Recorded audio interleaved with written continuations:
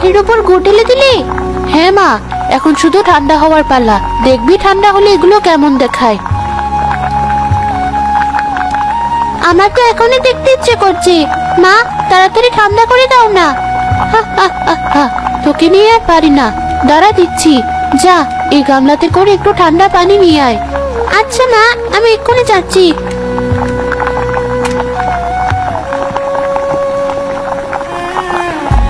দে মা, এই থালাটা ওই পানির উপরে রাখলে এগুলো তাড়াতাড়ি ঠান্ডা হয়ে শুকিয়ে যাবে।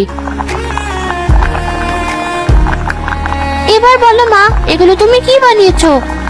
এগুলো হলো খেজুর রসের লজেন্স। লজেন্স মানে আবার কি? লজেন্স চিনলি না? আচ্ছা, এগুলো হলো খেজুর রসের চকলেট। এবার বুঝেছিস?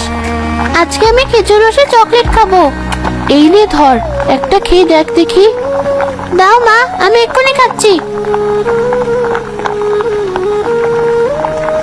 কি যে স্বাদই খেজুর রসের চকলেটের। এর কাছে তো বাজারের সব চকলেট ফেল। দাও মা, আমাকে আরো কয়েকটা চকলেট দাও। আমি আমার বান্ধবী সীমাকে খাওয়াবো। আচ্ছা, দিচ্ছি দিচ্ছি। তোর আনন্দ দেখে আমারও খুব আনন্দ হচ্ছে। আনন্দ হবে না? কতদিন পর নতুন কিছু খাচ্ছি। দাও মা, আমাকে আরো কটা দাও। যা, এগুলো নিয়ে খেলতে যা, আমি কাজগুলো সেরে নি। আচ্ছা মা।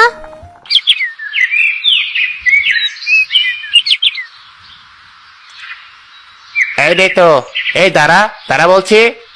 কি হয়েছে ফরিদ চাচা? কোথায় যাচ্ছ? সে শুনে তোর কাজ কি? তুই বল, তোর হাতে ওগুলো কি? কার থেকে চুরি করেছিস? কি বলছো তুমি? চুরি করবো কেন? এগুলো তো আমার মা বানিয়েছে। হ্যাঁ হ্যাঁ হ্যাঁ, অত সুন্দর দেখতে চকলেট তোর মা বানিয়েছে? সত্যি বলছি, মা বানিয়েছে। ওই যে সকালবেলা হারুন চাচা আমাকে রস দিল না, সেটা দিয়ে তো বানিয়েছে। তোমার বিশ্বাস হচ্ছে না? নাও, একটা খেয়ে দেখো। এই নাও চাচা, খেয়ে দেখো কি মজা। তাই নাকি? দেখি দেখি।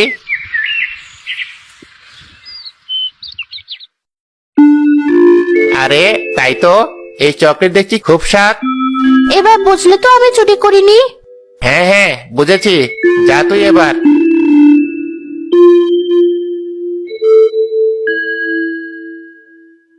আরে, এগুলো কি? খেয়ে দেখ কি মজা। খুব তো তোর মায়ের হাতে এটা ওটা সুনাম করিস। এবার আমার মায়ের হাতেরই চকলেট খেয়ে দেখ। সত্যিই তো চকলেটগুলো খুব স্বাদ। তাহলে মানছিস তো? আসলে বাবা মারা যাওয়ার পর মা আমাকে কিছু করে খাওয়াতে পারে না। তবে আমার মায়ের হাতে সব জিনিস অনেক স্বাদ। আচ্ছা, মানলাম। এবার যাই, সন্ধ্যা হয়ে আসছে। না গেলে মা খুব বকবে। মা, আমাকে ওই খেজুর রসের চকলেট বানিয়ে দাও। দূর, কোত্থেকে কি যে খেয়ে এসেছে। আমি তোকে টাকা দিচ্ছি, কিনে এনে খা। আমি ওসব বানাতে পারি না। কি হয়েছে? বাড়িতে এমন মা মেয়ে কিসের চিৎকার শোনা যাচ্ছে? দেখো বাবা, আমি মাকে বললাম আমাকে কিছু খেজুর রসের চকলেট বানিয়ে দিতে, কিন্তু মা কিছুতেই বানিয়ে দিচ্ছে না। সে আবার কি? বাপের জন্মে তো এমন চকলেটের নামই শুনিনি। তাহলে তুমিই বোঝো, ওই চকলেট আমি কি করে বানিয়ে দেব। এবার বলতো মা, ওই চকলেটটি কোথায় খেয়েছিস? ওই চকলেটটা আমাকে ঋতু খাইয়েছে। ওর মা নাকি বানিয়ে দিয়েছে। বেশ মা, আমি কালই ওর মায়ের থেকে কিনে এনে দেব। এবার শান্ত হো দেখি। ধর।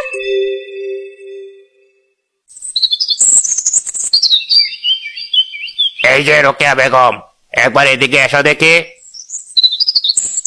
কি হয়েছে ভাইজান? আজ তো আমি দেরি করিনি, সময় মতোই এসেছি। হ্যাঁ বুঝলাম তুমি দেরি করো নি, কিন্তু তোমার প্রয়োজন এখন এই ইট ভাটায় ফুরিয়ে গেছে। তাই এই ধরো তোমার এই বাসের টাকা। কাল থেকে তোমাকে আর ইটের ভাটায় আসতে হবে না। এ আপনি কি বলছেন ভাইজান? কাজটা না থাকলে আমার যে খুব ক্ষতি হবে। মেয়েটাকে নিয়ে শেষে যে আমাকে পথে বসতে হবে। ওসব শুনে আমার কাজ নেই। আমার ব্যবসাটা ভালো চলছে না। এখন আমি যদি টাকা না পাই, তাহলে তোমাদের কি করে টাকা দেব? তাই যা বলছি শোনো, কাল থেকে তোমাকে আর আসতে হবে না।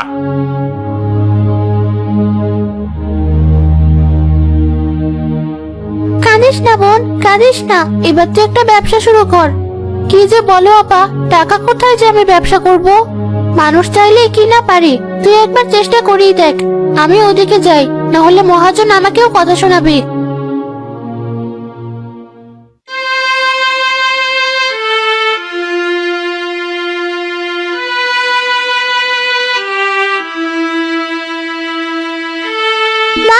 থেকো না, আল্লাহ সব ঠিক করে দেবে।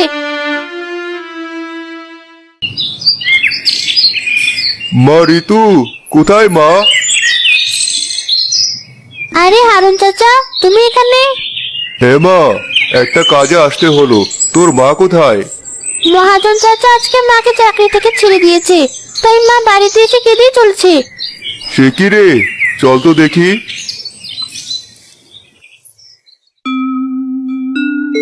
আরে ভাইজান, আপনি? হ্যাঁ ভাবি, আসলাম আপনার খেজুর রসের চকলেট কিনতে। আবার মেয়ে তো পাগল করে দিচ্ছে। কিন্তু ভাইজান, আমি তো ওই চকলেট বিক্রি করি না, ওটা তো আমি শখ করে ঋতুকে বানিয়ে দিয়েছিলাম। তাই নাকি? আর ওই চকলেট খেয়ে আমার মেয়ে এত পাগল হয়েছে, আর আপনি কিনা ওগুলো না বানিয়ে এখানে বসে কাঁদছেন? মানে? আহা, কাজটা চলে গেছে তাতে কি? আপনাদের তো কয়েকটা খেজুর গাছ আছে, আপনি চাইলে সেগুলো কাটিয়ে রস বানিয়ে জাল দিয়ে চকলেট বানিয়ে বেচতে পারেন। আর এত সুন্দর ব্যবসা না করে আপনি এখানে বসে কাঁদছেন। কিন্তু কে কিনবে ওই চকলেট? কে কিনবে আবার? দোকানে সাপ্লাই করলে সবাই হুমড়ি খেয়ে নেবে। আমি না হয় দোকানে কথা বলে দেব। ঋতুর বাবা তো আমার কাছের বন্ধু ছিল, তার পরিবারের জন্য আমি এটুকু করব না? হ্যাঁ মা, চাচা তো ভালো বুদ্ধি দিয়েছে। কিন্তু গাছ কাটানোর টাকা কোথায় ভাইজান? দেখছেন তো, ভাইজান বলে ডাকছেন, আবার টাকার চিন্তাও করছেন। আমি তো আমার গাছ রোজই কাটাই, সাথে না হয় আপনার গাছগুলো কাটানোর ব্যবস্থা করে দেব। আর আপনি ব্যবসা দাঁড়ালে সব টাকা শোধ করে দেবেন। সত্যি ভাইজান, আপনি আমার বড় উপকার করলেন। কি মজা!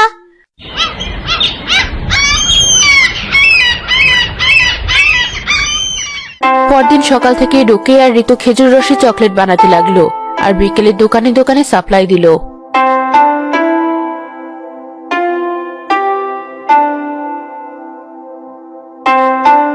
আচ্ছা ভাবি, এগুলো বিক্রি হলে আমি আপনার থেকে ডাবল চকলেট নেব, আপনি একদম চিন্তা করবেন না। আচ্ছা ভাই, তাই হবে।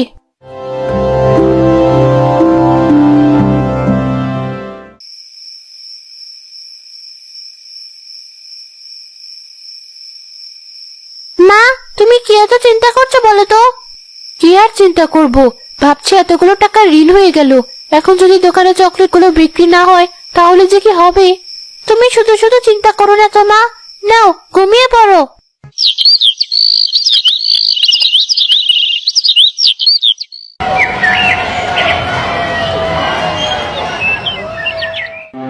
আরে সকাল সকাল এত চেঁচামেচি কিসের? হ্যাঁ মা, আমিও তো কিছুই বুঝতে পারছি না। ঋতু মা, এ ঋতু, দরজা খোল মা। এ কি, এত লোক? হ্যাঁ ভাবি, সবাই এসেছে আপনার থেকে খেজুরের রসের চকলেট নিতে। হ্যাঁ ভাবি, এত স্বাদের নতুন চকলেট পেয়ে বাচ্চারা তো সব একদিনে কিনে ফেলেছে। আমার কিন্তু আরো অনেক চকলেট লাগবে। আরে ফরিদ চাচা, তুমিও এসেছো? হ্যাঁ রে, তো সেদিন অমন স্বাদের চকলেট খাওয়ালি, আমার তো এখনো মুখে লেগে আছে। তাই তো যখনই শুনলাম তোর মা ওই চকলেট বিক্রি করছে, তখনই পাইকারি দামে নিতে চলে এলাম। তাই নাকি? বেশ বেশ। একি মা, তুমি কাঁদছো কেন? আনন্দে খাচ্ছি। শখ করে বানানো জিনিস যে আমাদের জীবন বদলে ফেলবে কে জানতো। সত্যি হারুন ভাই, আপনার এই উপকার আমি কখনো ভুলবো না। তাই নাকি? বেশ তো, তাহলে আমাকে কিন্তু এমনি এমনি চকলেট দিতে হবে। আচ্ছা ভাইজান, তাই দেব। আপনার উপকারের কাছে এটা তো খুবই ছোট ব্যাপার।